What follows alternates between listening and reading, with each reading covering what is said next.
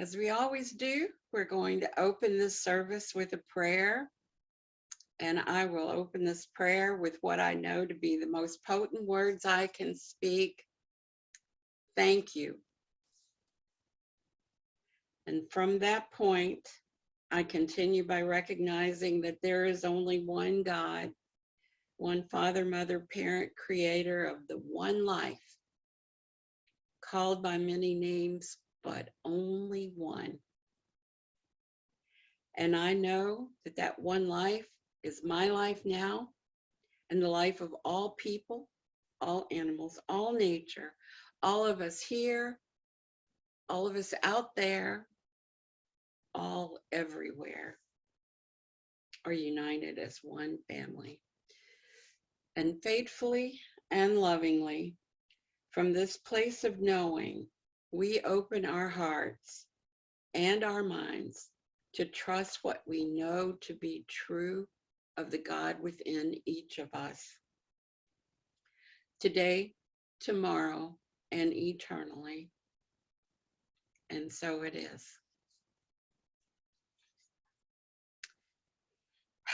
All right, you're looking good this morning, I must say.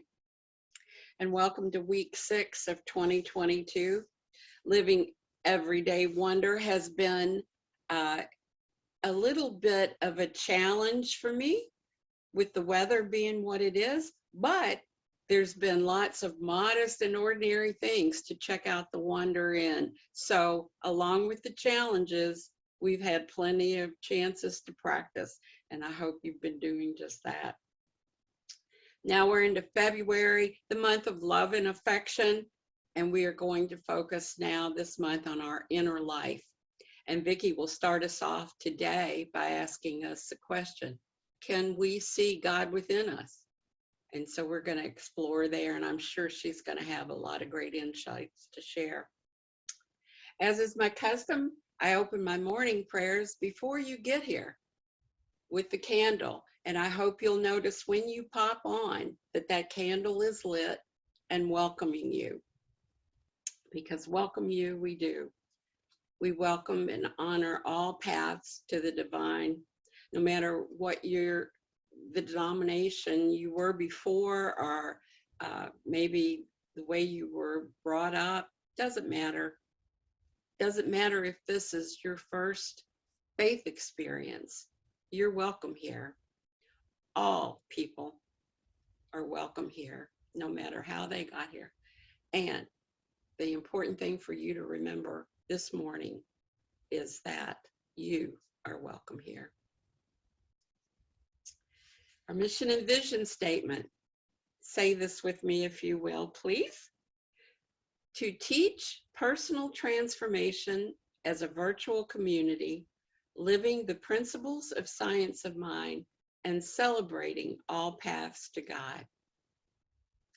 And our vision statement, a world that honors and respects all people.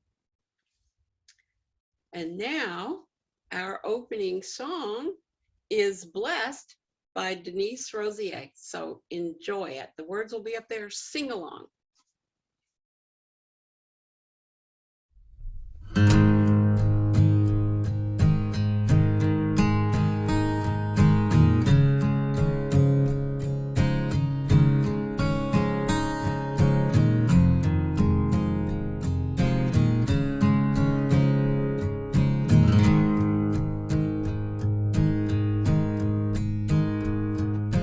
All that I have is blessed. All that I give is blessed. All that I am is blessed, blessed.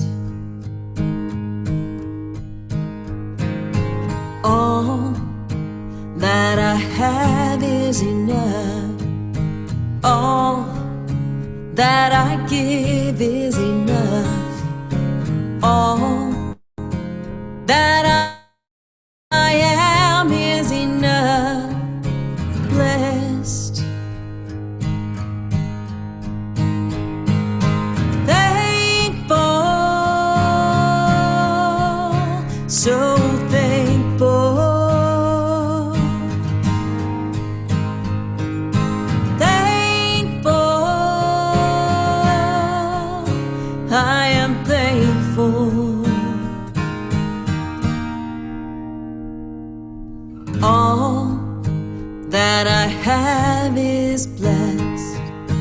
All that I give is blessed.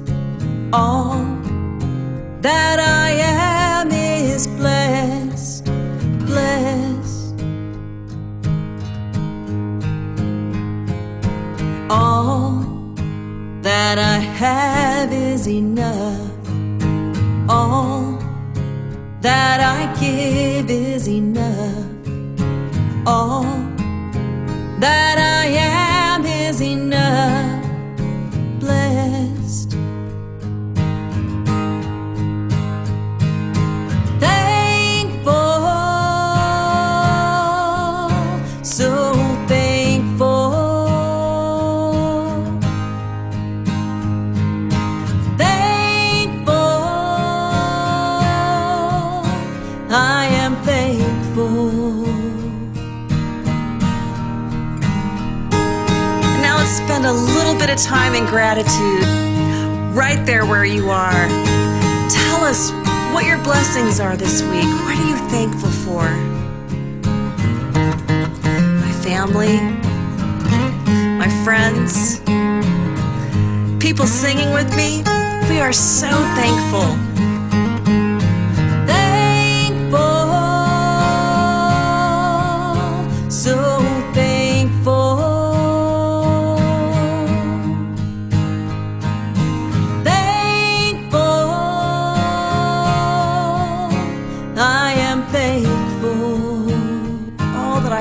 Is blessed. All that I have is blessed.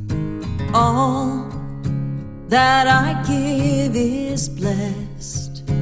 All that I am is blessed, blessed. All that I have is enough. All that I have is enough. All that I give is enough. All that I am is enough, blessed. I am blessed. I am blessed.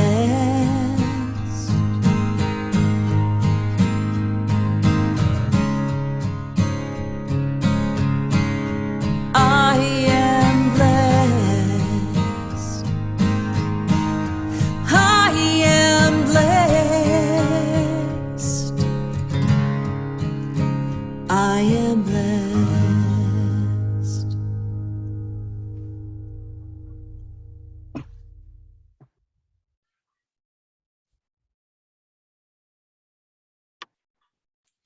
All right.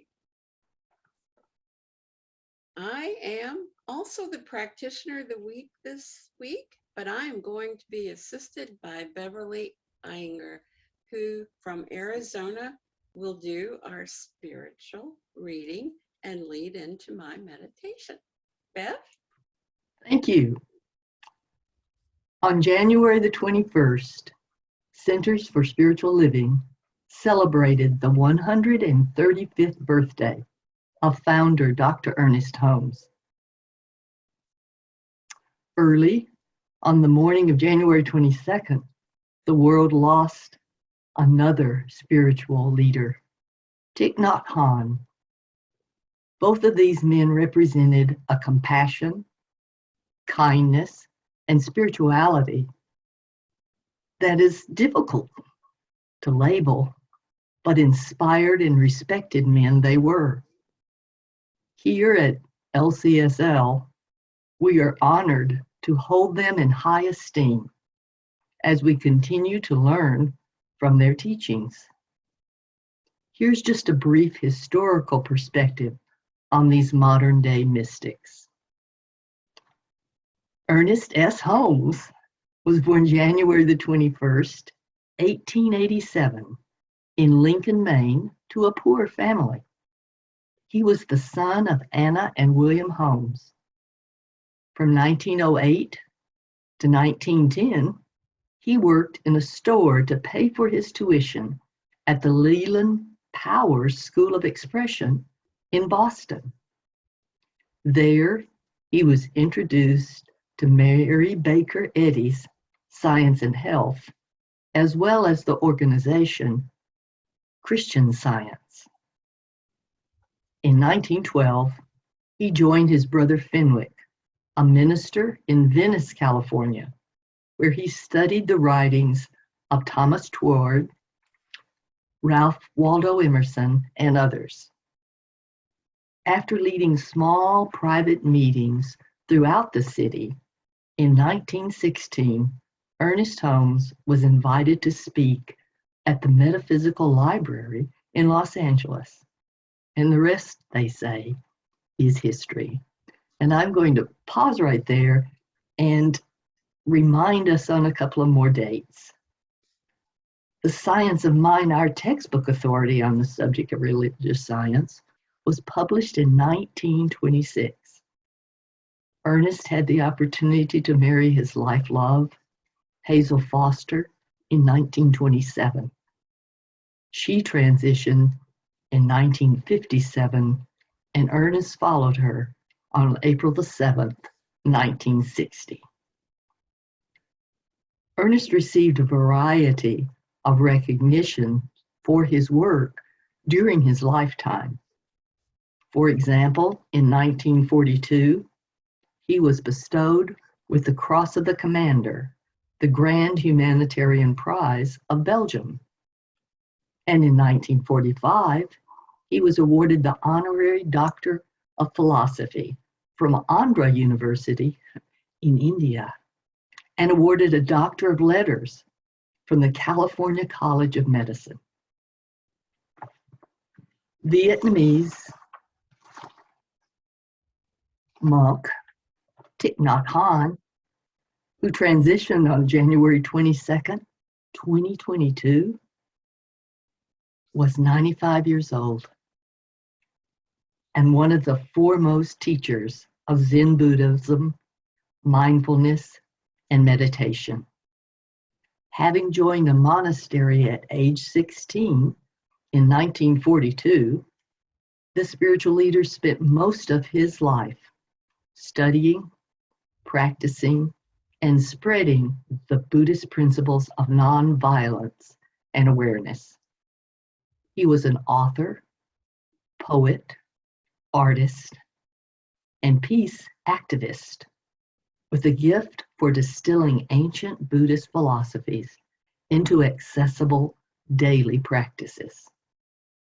Over the course of his long life, Thich Nhat Hanh wrote more than 70 books and founded several Buddhist movements and organizations. The most notable is Plum Village, a monastery and mindfulness center in southern France. During the Vietnam War, he developed a practice called Engaged Buddhism, which unites personal spirituality and social action. For his efforts of inspiring people to advocate for human rights, he was exiled from his home country for 39 years. During that time, he traveled the world, spreading the message of peace and love. Dr. Martin Luther King called Thich Nhat Hanh an apostle of peace and nonviolence when he nominated him for the Nobel Peace Prize in 1967. In his 90s, he was able to return to his native country to live at the monastery where he was first ordained as a teen, the central Vietnam city of Hue. His work continues to inspire, offering a simple and inviting approach to meditation and Buddhism. Both of these men radiated a calm, composed intelligence in their life and in their writing styles, as evidenced in the following impressive quotes taken from their life's work that Pat will offer in our meditation. Thank you, Beverly. So, as we get ready To meditate, we get still and comfortable.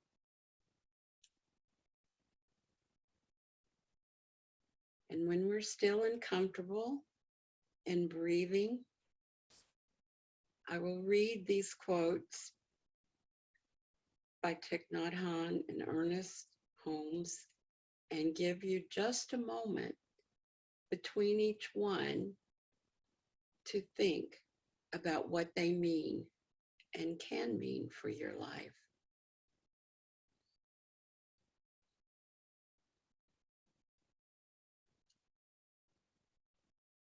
Breathing in, I calm my body.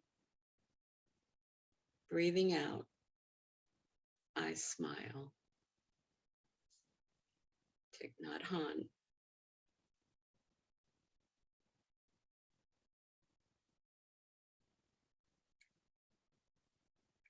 You can see everything in the universe in one tangerine.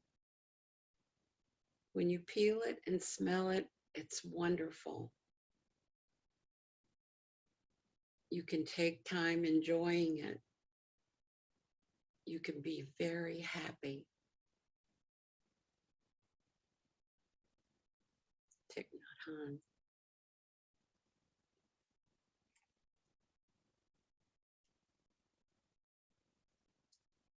Love is the central flame of the universe, nay, the very fire itself. Ernest Holmes.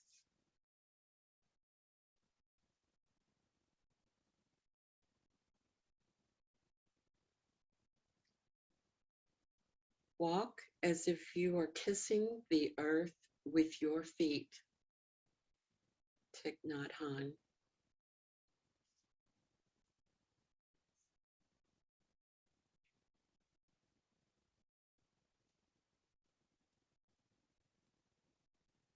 Joy has come to live with me. How can I be sad? I do so love thy presence, which is joy within me. Ernest Holmes.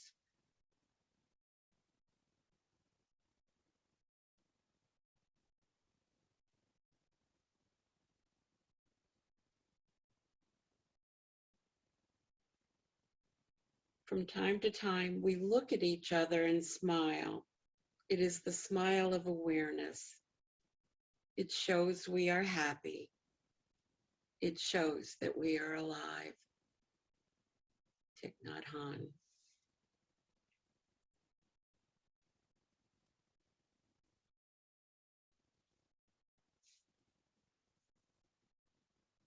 You are a chemist in the laboratory of the infinite.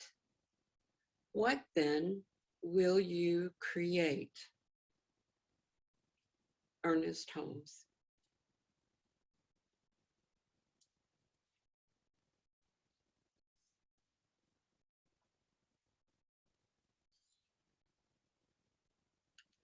Sitting is an art, the art of resting first. It's very important that we learn how to rest. Sitting is very enjoyable. Sitting and doing nothing, but enjoying the sitting. Thich Nhat Hanh.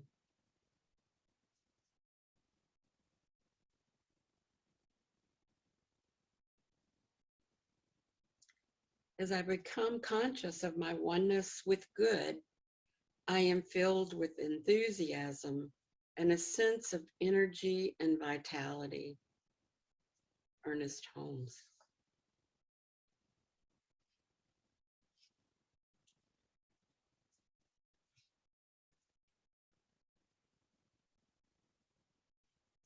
Our breath is also like a wave, gently rocking us into a deep peace. In this state of peace, our body and mind can release their burdens. Healing happens just by letting go. Thich Nhat Hanh.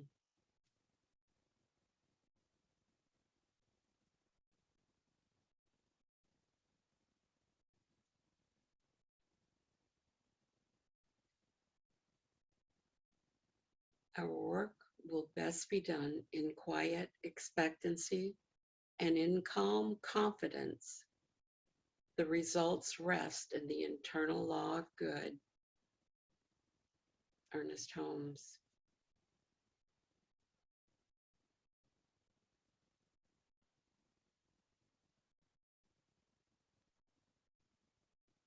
Feelings come and go like clouds in a windy sky, but conscious breathing is my anchor. Thich Nhat Hanh.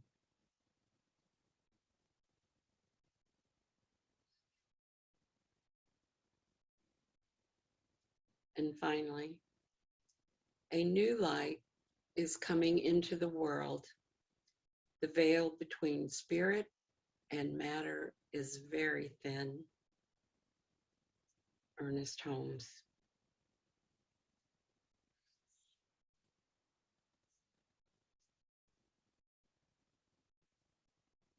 And so it is. Amen. All right. Coming up now is special music.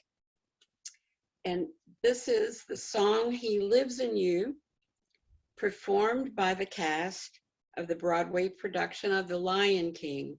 And this performance demonstrates a transition from fear to faith that Vicky will be talking more about in her message today. Barnett?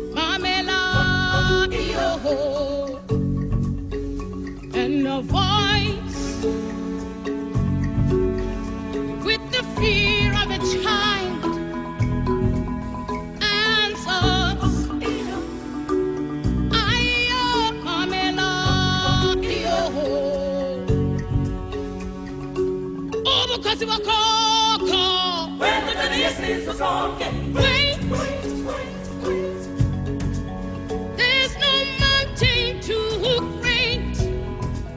Hear these words and have faith.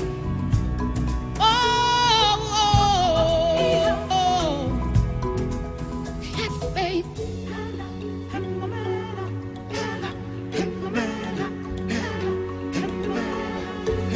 He lives in you.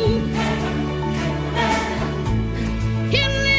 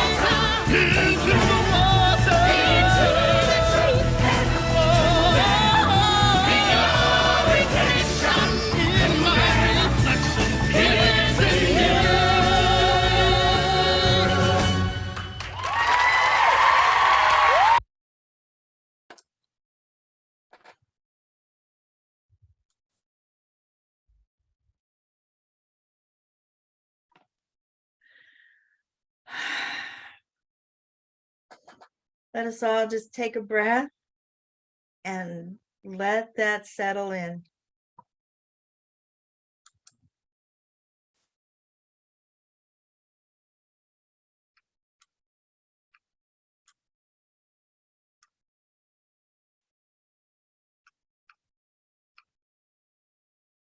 Good morning.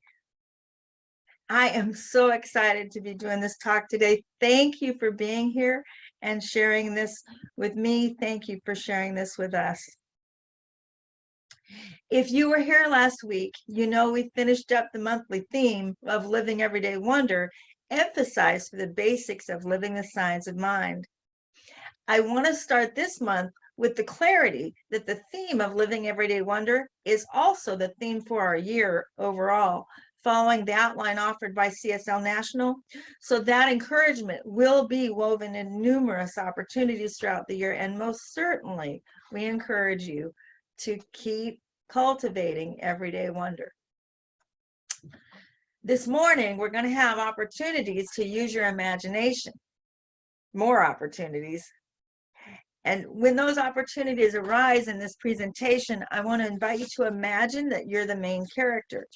This is to give your imagination some exercise and for the possibility of using more of your imagination in the future.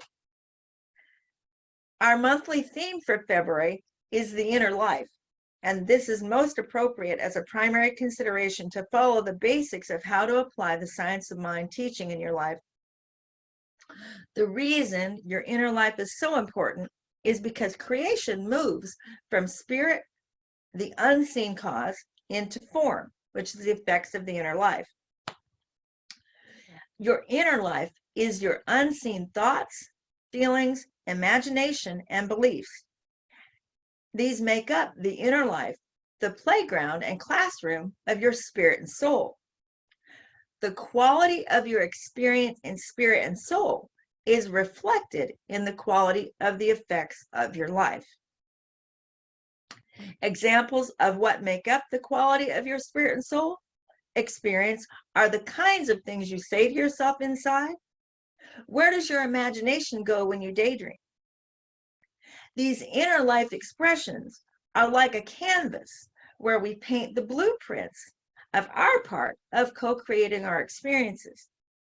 So if you're painting love, if you're painting joy, if you're painting everyday wonder, that's what's going to reflect back. If we're frustrated, if we're in grief, if we're in confusion, that's what's going to reflect back. The theme for this week and the title National suggested for the talk today was Can I See God in Me? In practical terms, being a co-creator with spirit, another way to ask this question is, can I see cause in me? We'll be talking about this in 4 parts. Number 1, first cause is universal spirit. 2, cause through you is your relationship to spirit. That's the piece that makes it personal. That's what embellishes the connection to love.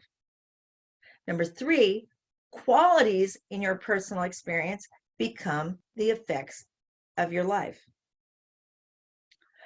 The profound importance of being your own best friend is number 4. Along the way, we're going to be looking at this through 3 examples. To begin, last month we were reminded that as we heal our sense of separation from universal spirit, as we come to live from knowing we are one with spirit, the creator of all that is, nothing can be held back from us. And we learned that the most universal term Ernest Holmes could imagine to describe this for all people is the thing itself. Ernest used another universal term for spirit as it applies to the process of creation. That is first cause. On page 26 of The Science of Mind, Ernest Holmes says, the study of science of mind is the study of first cause, spirit, universal mind, that essence of intelligence from which everything comes, the power back of all creation.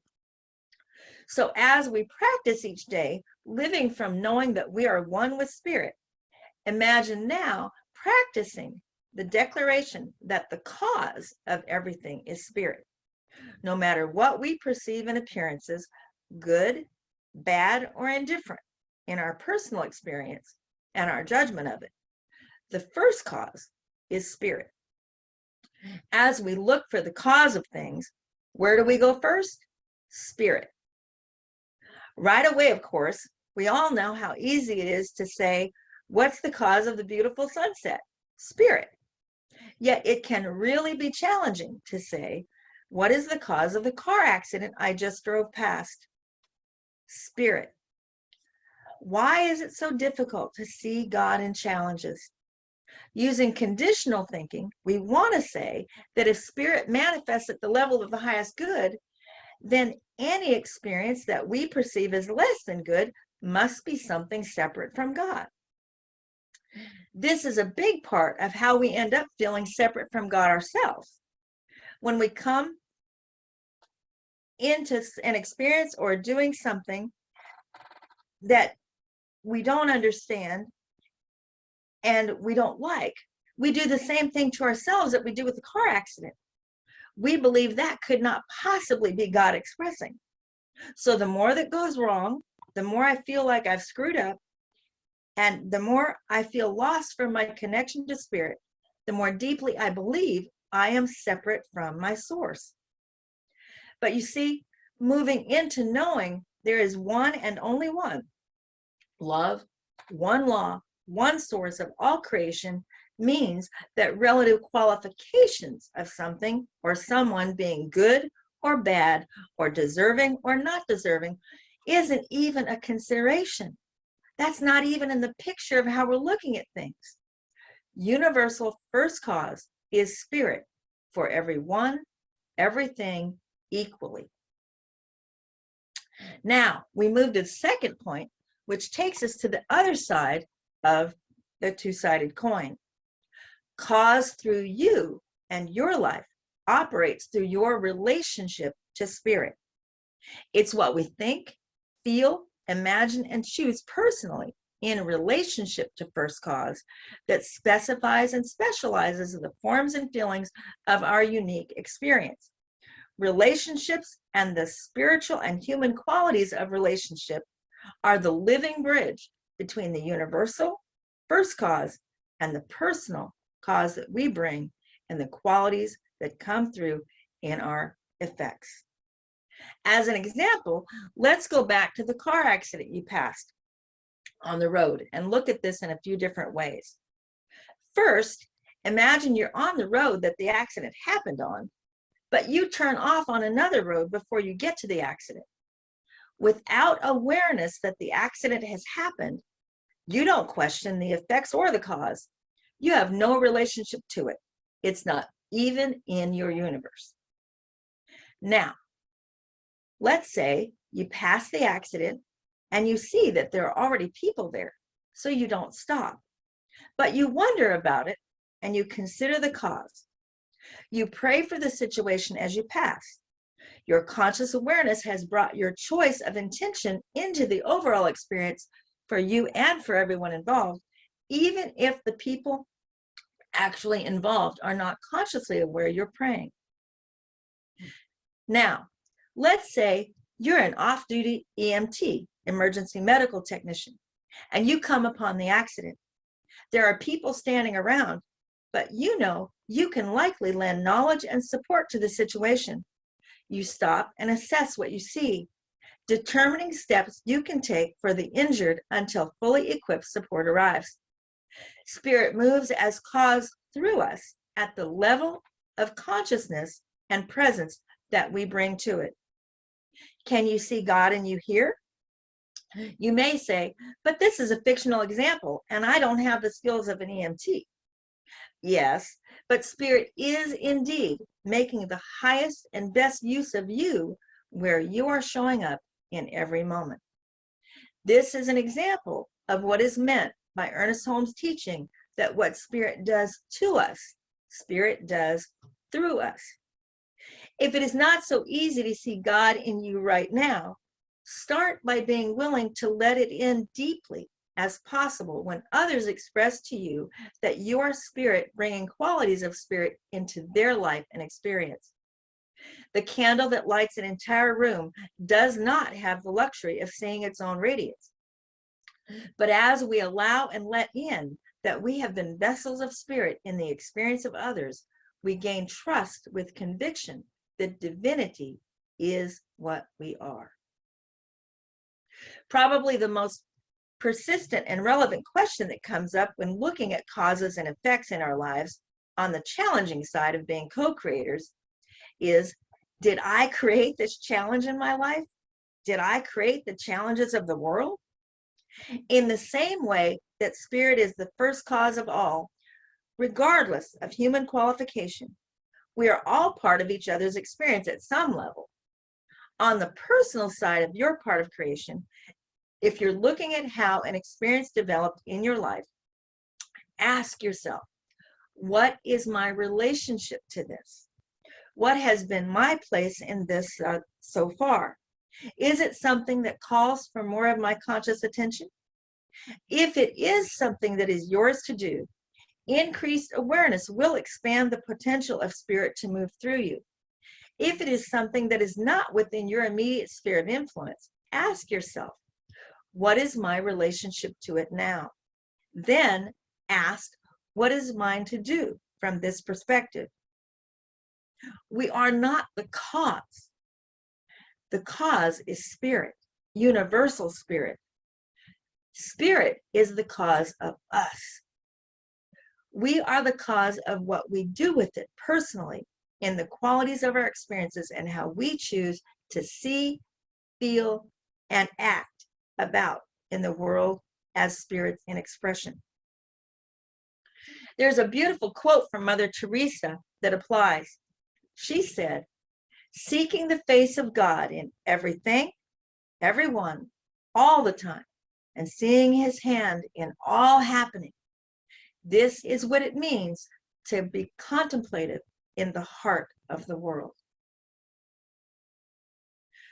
So, if the universal source of all that is spirit, regardless of whether I like the given expression or not, and if the only deciding and determining the quality of my life is what I choose to think, feel, imagine, and believe about it, personally, by bringing my love, creativity, passion, and choices to it, then clearly the most important relationship that follows from my relationship with spirit is my relationship to myself.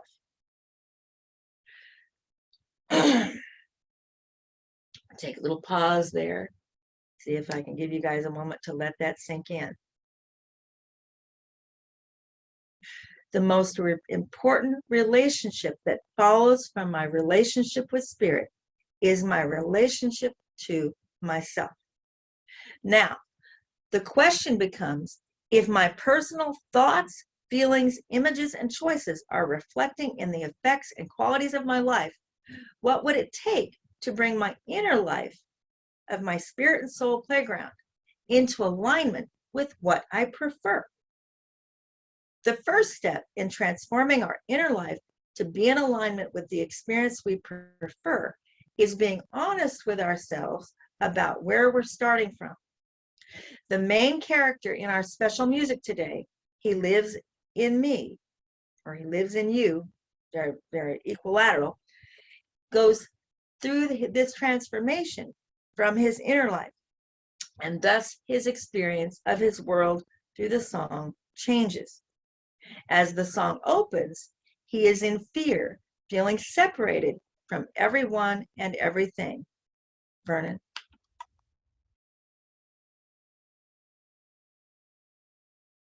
So here's the image that the character starts out in. You can see the distance in his eyes. You can see the youth. You can see the fear and trembling. Through the course of the song, he finds his capacity to see the spirit of life in him. And as he does the dance and he circles around The whole thing, that's his process. That's like something that we would learn in doing ritual, that we start where we are and we invite ourselves into a transformative process.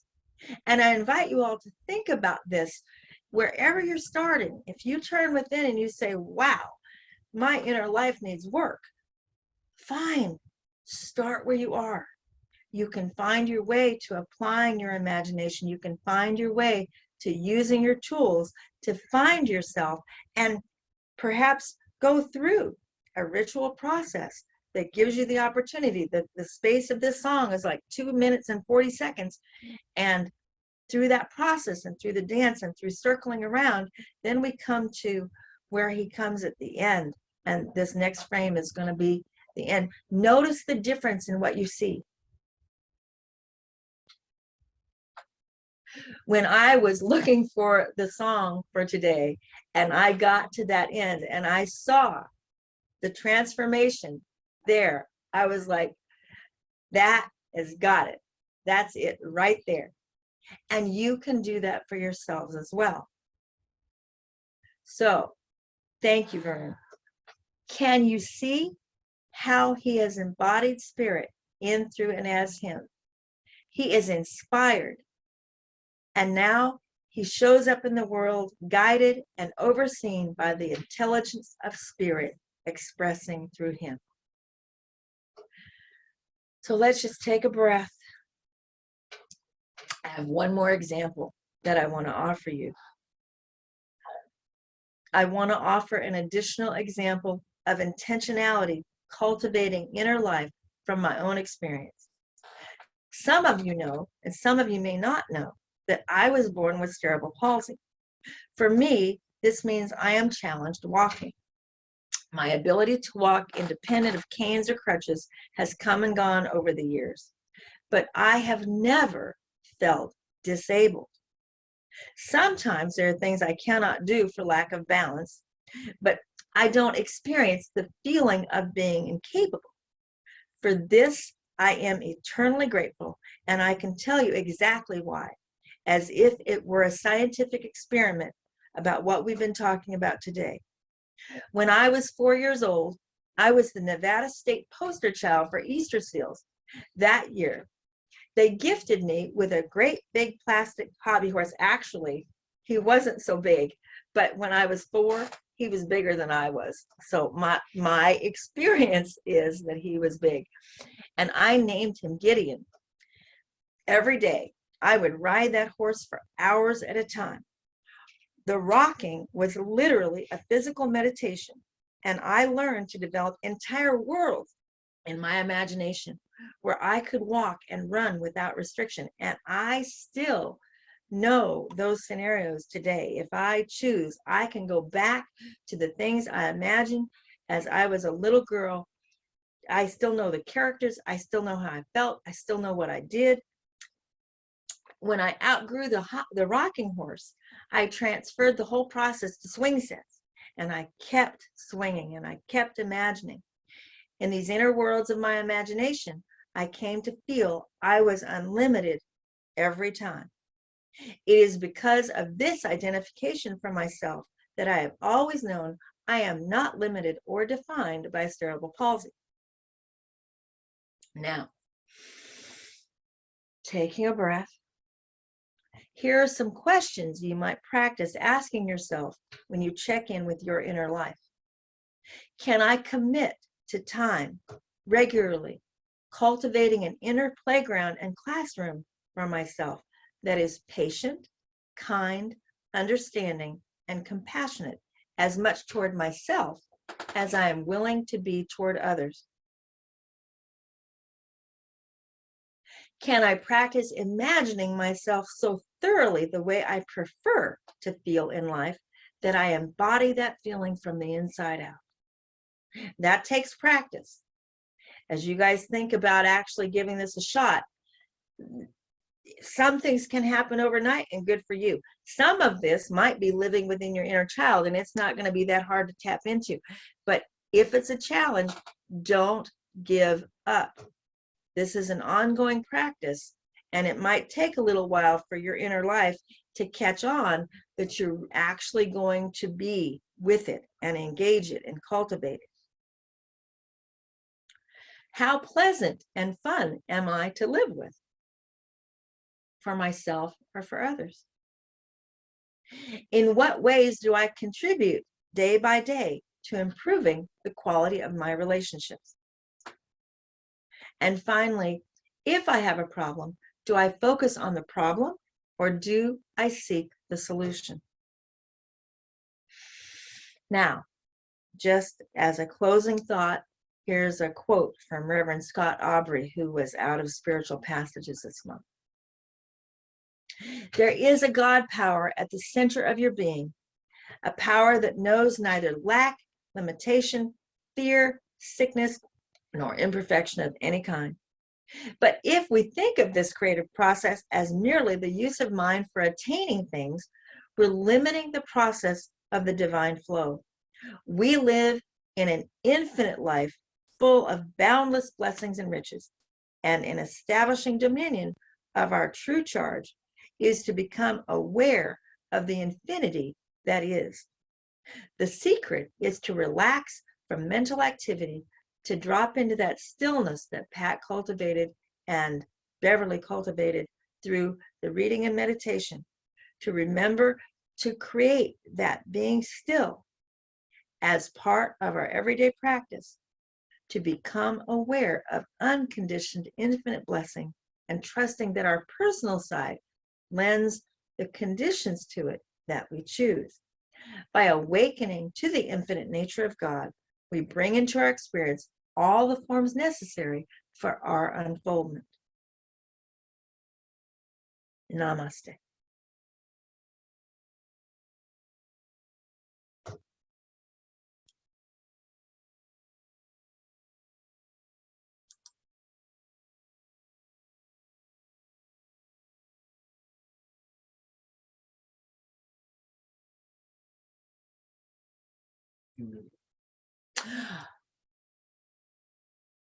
And now, having taken a little pause that would have been a little longer than I would have intended, thank you, Vernon, for reminding me to speak this into the affirmative word. Of course, all of that being said, our opportunity, as we learned last month, is to exercise spiritual mind treatment as I recognize one life, one love, one infinite power and presence, in, through, and as me, in, through, and as every being within the sound of my voice, within the sound of this recording, within the sound of this space. One. And each one is a unified expression of divine creation in mind, heart, and soul. And from this alignment, I realized in my experience of everyone in my imagining within this word, that each person has been met where they are showing up, that in their right here and right now, each one is in fuller, deeper, more intimate contact with God in them. And as I recognize this truth, as I realize it in my experience, I know and declare right here and right now that the fullest potential for each individual being and for Louisville Center for Spiritual Living Community as a beacon of light for the larger community and world is done and made manifest in our actual effects. Thank you, thank you, thank you, God. I just release it with the heart of a child and magical imagination. I let it be, and so it is. So it is. And so it is.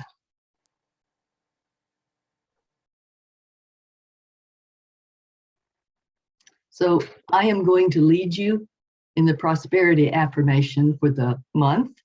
And as you look at that, the alignment from the reading to the discussion and sharing today to the affirmation of, with the heart of a child, I accept my good. Thank you. And as you bring that into your heart, say it with me this time, please. With the heart of a child, I accept my good. Thank you.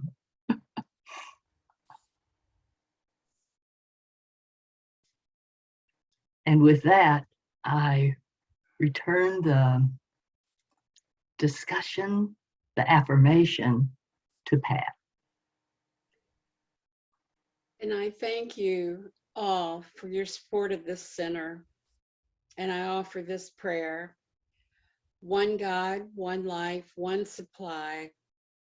Thank you for being the light from within that halos our talents, time, and treasures, and causes us to understand that the flow of all three from us is the same flow that circles back to us multiplied. We are grateful to be blessed in such ways, both as a center and individually. Blessing the gift and the giver, I offer these words to the law that only says yes, and I release them there to become evident. And so it is. So it is. Beverly? Announcements? I'm sharing announcements today and want you to remember that next week, February the 13th, our guest speaker is Louise Talon, a practitioner from Ahava CSL in Lexington, Kentucky. Her topic will be pause and find the cause. And an additional announcement that we have talked on several weeks now about the book study that we are offering an opportunity for from Centers of Spiritual Living. And the topic of that book study is the sacred and the profane. It's 4 Mondays in March, led by Reverend Jesse Jennings. If you read Signs of Mind on a regular basis, Reverend Jennings is one of the leaders in our spiritual offerings for people. And he has a very rich background in sharing with others. Consider carefully that you might grow and have opportunities with additional learning from this study. There are already 5 people that are interested in Centers for Spiritual Living book study. And if you are wanting to do that, you can find the link in our Tuesday newsletter or by going to lcsl.org, clicking on calendar, and then scrolling down to March 7th. The early bird price of $110 that is available until February 21st. Thank you. I'm going to close with a saying that we are magnificent. And today you've had multiple opportunities to step into that belief. You are indeed magnificent. Thank you. Thank you, Bev. And now we're going to move into this closing song, and it is a rip-roaring way to get you started out into your week with Michael Gott and I Release and I Let Go.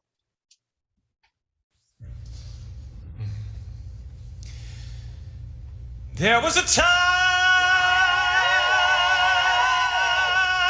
in my life, thought I had to do it all for myself. Didn't know the grace of God was sufficient. I didn't know the love of God was at hand.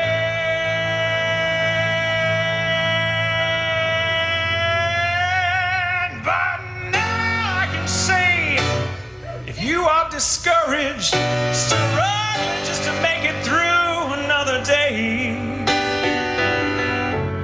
gotta let it go. Gotta let it all go. Are you listening? You got to let it all go. And this is what you have to say. I release and I let go. Let the Spirit run my life. And my heart is open wide. Yes, I'm only here for God. No more struggle, no more strife. With my faith, I see the light. I am free in the Spirit. Yes, I'm only here for God. Oh, I release and I let go. Let the Spirit run my life, and my heart is open. Yes, I'm only here for God. No more struggle, no more strife. With my faith, I see the light. I am free in the Spirit. Yes, I'm only here for God. Oh, I release. I let go. Let the Spirit run my life. And my heart is open wide. Yes, I'm only here for God. No more struggle, no more strife. With my faith, I see the light. I am free in the Spirit. Yes, I'm only here for God. Oh, I am free in the Spirit. Yeah. Do you want to be free? Then let me hear you say yes. Yes, I'm only here for God.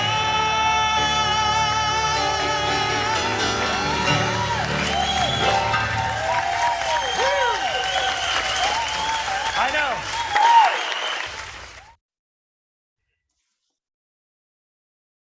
Well, that was exciting.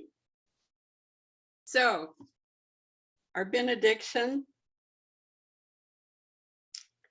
Ending this service as we began, for the collective, I say thank you.